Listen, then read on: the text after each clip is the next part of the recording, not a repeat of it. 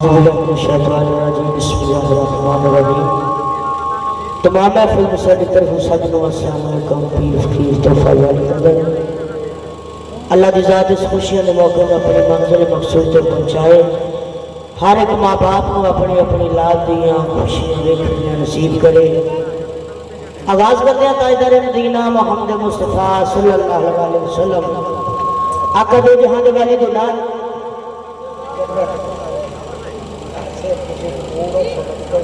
बेंदा नहीं ईद तक गई है लांग खोले जानो ईद मुबारक बस थोड़ा कर देखो को तो इशारा करा मैं काम कर इन्हें नहीं ईद होनी पूरा ये तो ना जय होता है लेट देखता है वो आए लेट नहीं आए लेट देखता है तो शायर ने लिखा पढ़ के बिस्मिल्लाह करा सिफतों से दी जेड़ा मालिक कुल संसार का ये पत्थरां दे विच रोजी देंदा पिया सब दे काम सवारदा वो सिफत करन लग्या आउंदी शर्म सानू जो हल साडे करदार दा ए कसम रब दी कर तबाह देंदा पर मुंह यार दा यार ते कौन किसे गुलाम दा किस्मत लियावे डोर दाना पानी किस्मत दा हाथ कागर दे डोर वो गल्ला करनिया सौखियां मरदा औखे पल देश वाले दिन आपके जो आपका ताजदार मदीना शुरू लग गए ते शायर ने लिखा एक रात सी राज मोहब्बतां दा नसी आमा दी समझ आने वाला सदिया तालब ते पहुंच मतलूब गया जबरील सी सादर ले जान वाला बाज़े आँख दे बिना दरवाज़ियां थी किवें गया सी अर्श ते जान वाला अंबर अकल की दखल थे जाने जान वाला जान जाने कि रब एक महबूब दे दम बदले सारी दुनिया नु गल पा बैठा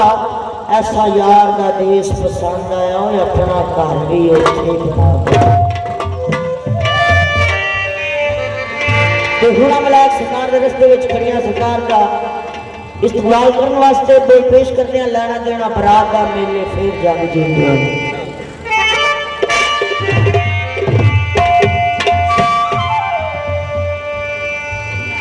आओ सारियां उड़ानी नबी दा रल